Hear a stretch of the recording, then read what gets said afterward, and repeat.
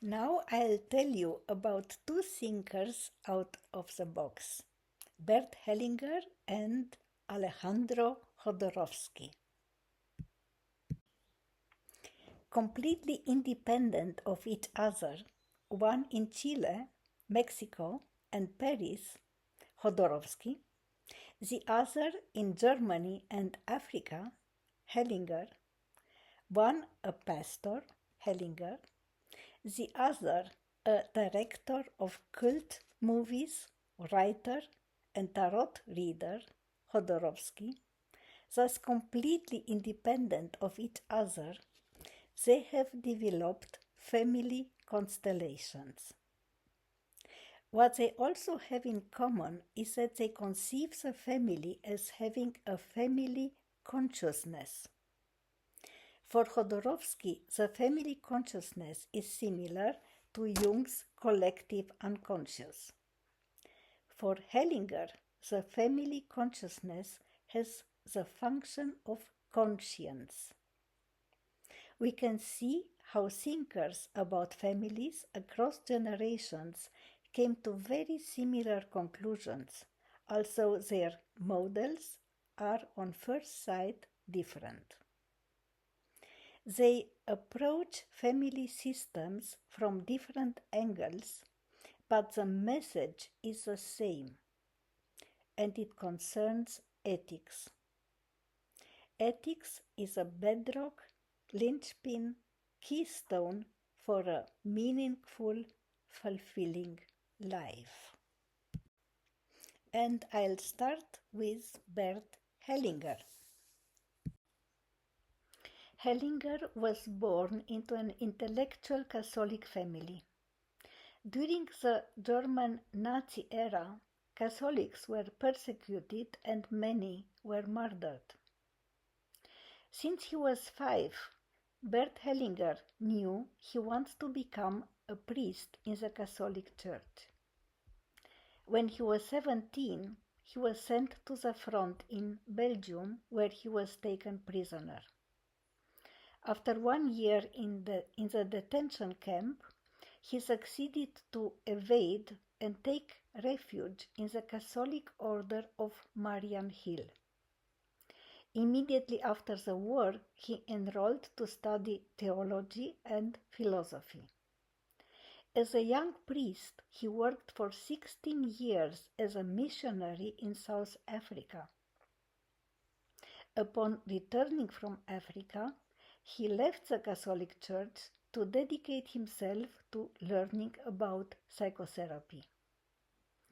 In the following years, he studied psychoanalysis at the Association for Depth Psychology with Raoul Schindler and Joseph Sheket, primal therapy in California with Arthur Janov, and transactional analysis with Eric Berne.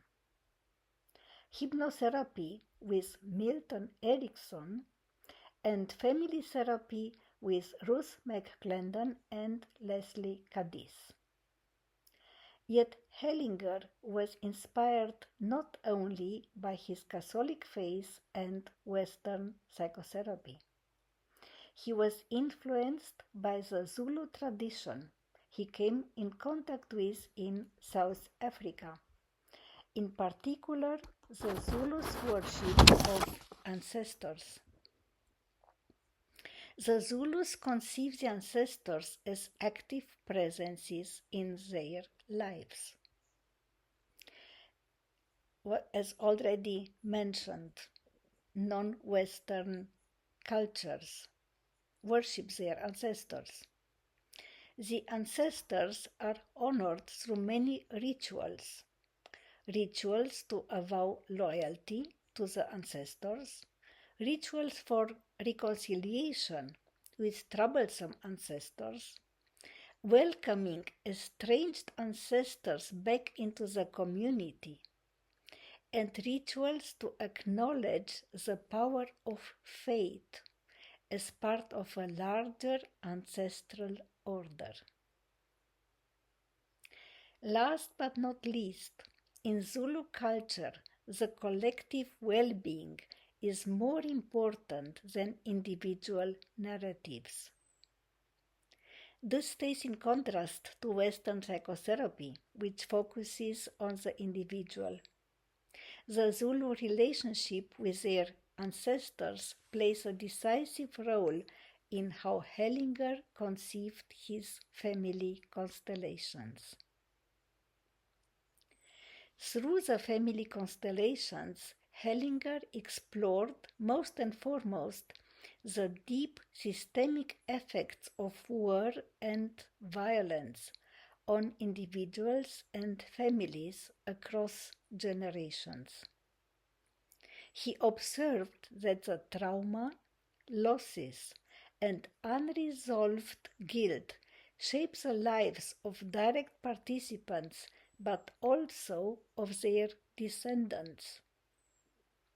Hellinger developed a deep understanding of the dynamic of victim, perpetrator, and bystanders. For him, these dynamics were not merely historical facts, but living energies that influence present relationships and identities. He introduced his family constellations in many conflict-ridden countries, and in countries with a recent violent past, like Argentina, Spain, Brazil, Slovakia, Israel, with a goal to foster reconciliation and peace. Concepts, methodology, and interventions of Bert Hellinger. Concepts: family conscience, order of love, knowing field, spirit mind. Interventions: choosing representatives for the subject and for different family members. The family constellation itself: excluded, forgotten, dead family members are brought back into the family, making hidden loyalties visible, ritualized sentences and ritualized movements. So what does Hellinger understand under the order of love, which is central for his work? It is a law, and it consists of 3 principles. 1. Each member has a right to belong. The family system is not allowed to exclude anybody, regardless of his behavior. If nevertheless someone is excluded, like disinherited relatives, perpetrators, and so on, later generations will be compelled to restore the disrupted balance through unconscious sacrifices. Ivan Boszor-Meninoc had the same understanding when he promoted the inclusion in the family of its cut-off members. 2.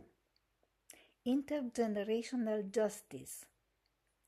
The family's consciousness compensates for past injustice by entangling descendants into the ancestral trauma, like, for example, letting a grandchild to carry his grandparents' guilt.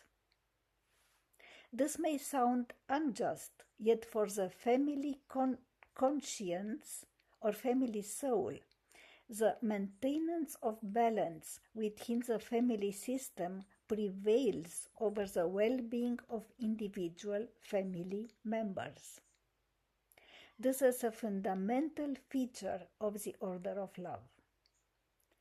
Ivan Boszor-Meninoc's postulate, all family members bear consequences of each other's actions or inactions, is to be taken literally.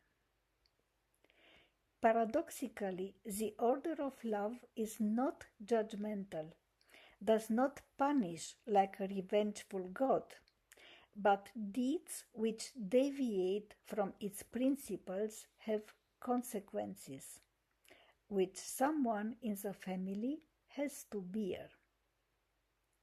3. Respect for hierarchy. Children have to respect the parents, grandparents, ancestors. Parents are not allowed to parentify their children. When the order of love is respected and followed, parents truly take care of the children. Members of the family give and receive equally.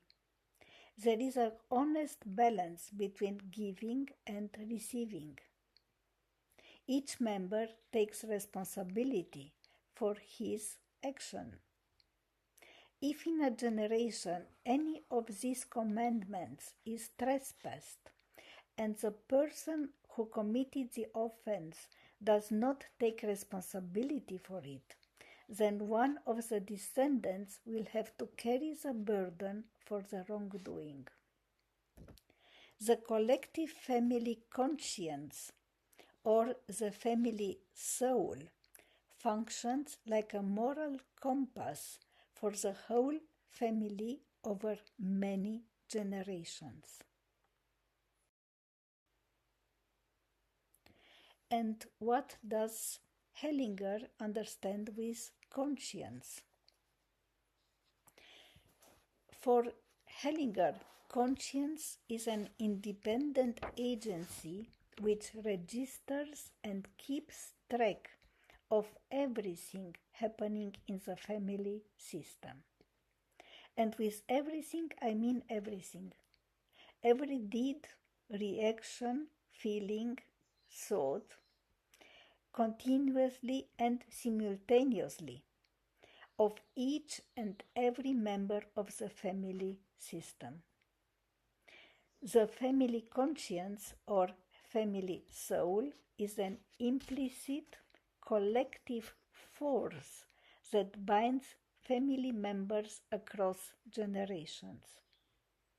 It is a ledger which keeps track of all ethical aspects pertaining to individual members of the family and the family as a whole.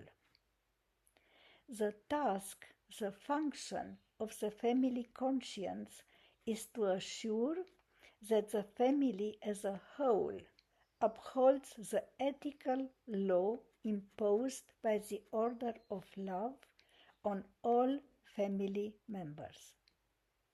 This ethical law is built in the moral DNA of all humans and requires to be always respected. What is, according to Hellinger, the knowing field? The knowing field, or the family soul, or conscience, the family conscience, holds the emotional, psychological, and spiritual imprints of the family system over multiple generations, and by uncovering these imprints makes visible the invisible, gives a voice to the unspoken, and through specific interventions restores the order of love. Hellinger's family constellations are ritualized and done through a spatial arrangement. The subject chooses representatives for his family members and places them intuitively in the space. Mysteriously, the representatives start to feel, think, and behave as the people they represent. This spatial arrangement with the representatives is the family constellation, and once installed, the special arrangement with the representatives activates the field of knowledge. In the family constellation, ancestors' unresolved traumas are unearthed and acknowledged. Family hierarchy and belonging are restored. Excluded family members are included back in the family, where their fate is accepted without judgment. I'll tell you about my experience with family constellations because I participated at workshops with Hellinger and had mind-bending experiences. And it goes like that. Usually big groups from 20 to 50 or even more participate. From these people, 6 to 7 have the possibility to work on their issue, as each constellation takes much time. Let's say it is a turn of participant P. P tells what his problem is, for example, chronic anxiety. P is invited to choose from the group of participants representatives for his family members and for himself. He chooses a woman to represent his mother, a man for his father, a couple of participants as his siblings, other participants as his grandparents, alive and deceased, then important uncles, aunts, his spouse, his children, and one representative for himself. One after the other, P places all these people in the big open space around which the rest of the participants are seated, who will be witnessing for what will unfold. The place P gives to each family member is chosen intuitively and is decisive, as it is a placement in the space which turns on the knowledge field of the family system. What is mind-bending is that the representatives start to think, feel, adopt the body posture of the person they represent, without knowing in advance anything about the person. In the constellation I represented, a physically and intellectually handicapped teenager. My body took by itself the body posture of the crippled youngster. The sentences which came to my mind were extremely simple, and I felt sad, dejected, because no family member seemed to care for me. Every representative reacts as if the family member they represent has taken possession of him or her. Yet, to my understanding, what happens is this. No family member, alive or deceased, takes possession of the representatives. As the representatives represent various family members, so the field of knowledge is a representative for the family soul. The family soul transmits to each and every representative through the symbolic spatial arrangement or the geometry of the constellation the information the representative needs in order to represent the specific family member assigned to him or her. The information is not intellectual. It engages the whole body mind of the representative. The family dynamic, family secrets he does not know about become visible by being embodied by the representatives. For example, a client suffers of chronic anxiety. The representative for the grandfather feels chest tightness, difficulty in breathing. The position of the client gave to the grandfather in the constellation, far from other family members, turned 3/4 away from the rest of the family, points to the exclusion of the grandfather from the family system. The client gives the information that the grandfather was indeed shunned because of wartime guilt. The anxiety the client feels is a family conscience action to draw attention to the exclusion, and the subsequent interventions during the constellation lead to inclusion of the grandfather into the family system.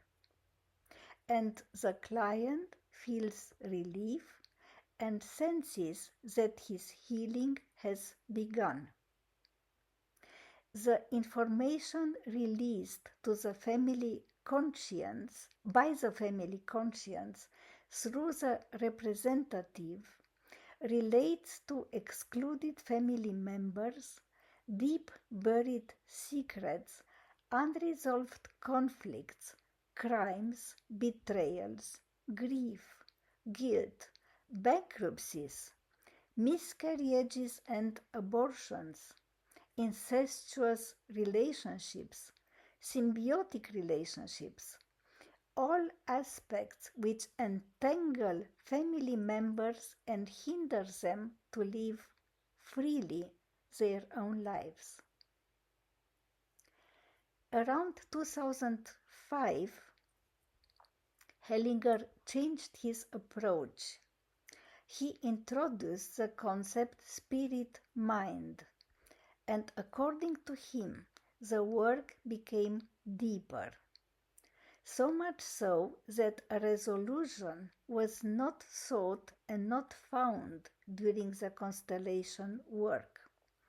According to Hellinger, it takes weeks and months for the change induced by the constellation to unfold. And I show you here a video clip about Hellinger's new approach. Well, I want to show something of the new developments of family constellations. And I call this moving with the spirit mind. And that is a new development in every respect. And what it is, I will demonstrate mainly here, without giving many explanations, so we can witness actually what it is like to allow ourselves to be moved by the spirit mind. But one few remarks after all. There is the observation that everything that exists is in a motion. Everything that exists is in a motion, and in a motion that is connected with everything else. Therefore, behind this motion, we must think that there is another power, a knowing power, directing everything as it is. And Aristotle talked about the first mover behind everything. But there was nothing before that could be moved.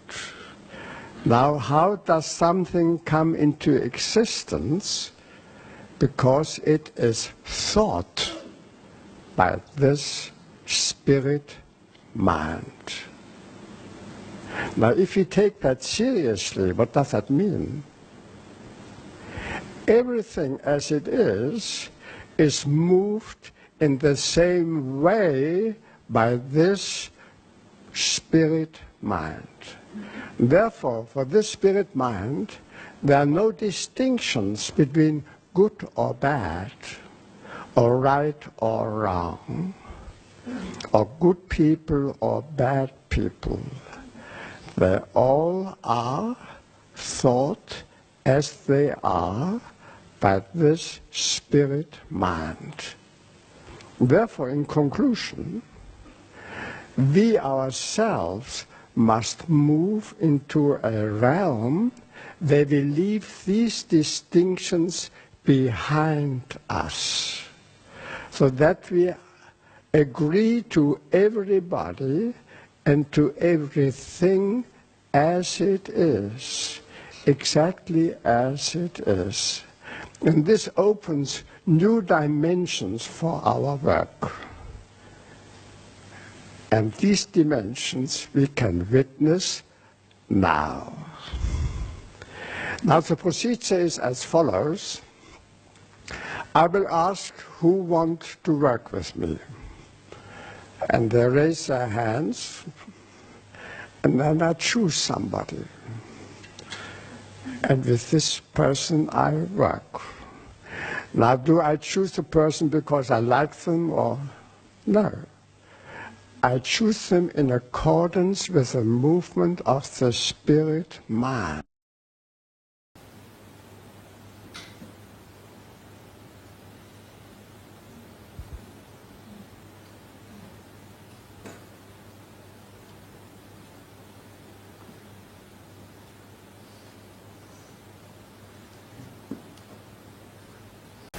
Now, this is another characteristic of this new kind of work.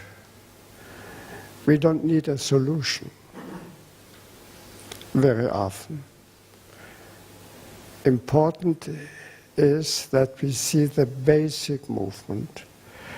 And the basic movement of the spirit mind is very slow. And after what we could see here happen, she cannot be the same anymore, of course. So things will change, see, at their time, not here in such a short time. Therefore, it's quite all right to leave it here. So, I hope you found the videos interesting, and I'll tell you now more about the interventions.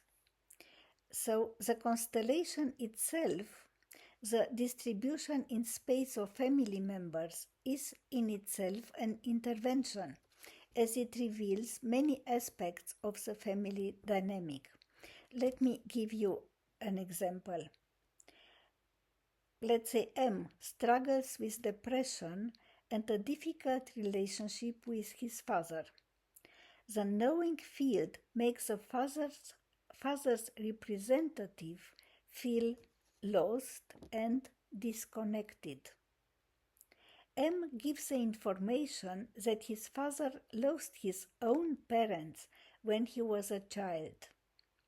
The group facilitator asks the grandparents' representatives to reach out to the father, which leads to an emotional reconnection between M's father and his long ago deceased parents.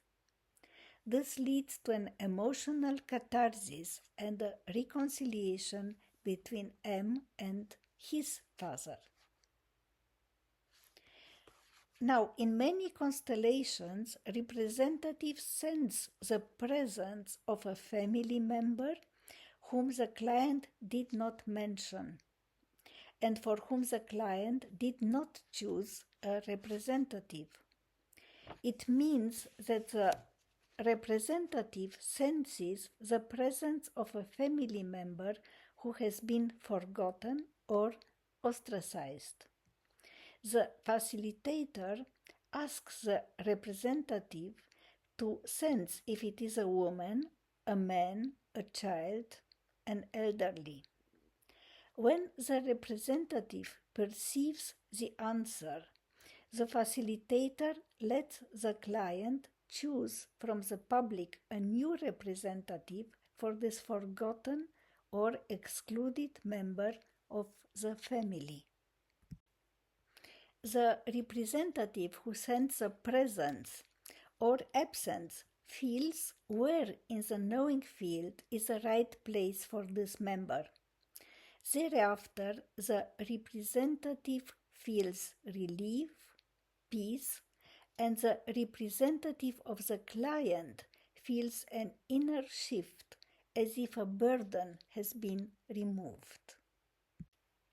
Many clients discover in the knowing field that they are loyal to an ancestor who has suffered greatly, for example, as a prisoner of war or being tortured to death.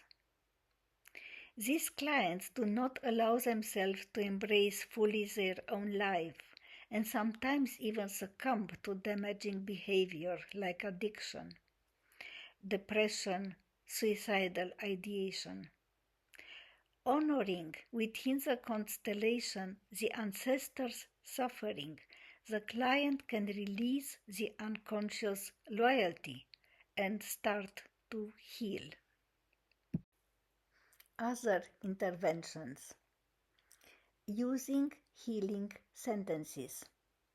This is a technique specific to Hellinger's constellations, and I'll give you many examples. 1. I accept you as my father. Or, addressed to the mother, I am small, you are big. Another example. I honor your place in this family. Other example. Dear mother, dear father, please bless me if I have the courage to be happier than you. Another example. Please take this back. I am the little one, you are the big one. Please take this from me. Another. I see your pain and I honor your fate. Another. I am sorry this happened between us. And another. You belong and I see you. Another type of interventions are ritual movements. They are either initiated by the facilitator or arise from the inner impulses of the representatives. Bowing as a gesture of humility, acceptance, or acknowledgement to parents or ancestors. Bowing before the fate which has befallen an ancestor or a group of ancestors. Bowing in gratitude for the life received. Stepping back or forward to make space for an excluded family member or to take the space which is rightful for a family member. Physical gestures of giving back a burden, accompanied by the healing sentence, please take this back. Reaching out to a family member to embrace or to stand close to, symbolizing reconciliation, forgiveness. Standing in silence, allowing the weight of a gesture, of a healing sentence, or a change in the position in space to sink and settle. At the end of the constellation, clients are invited to replace their representative, to step into the constellation themselves, embodying the new, healed constellation created by the representatives. These sentences, gestures, changes of place, and at the end stepping by the client into the constellation, mend ruptured relationships, repair the wound caused by parentification, dissolve destructive identification with ancestors and destructive hidden loyalties, and repair other generational wounds, leading us to a restoration of the order of love.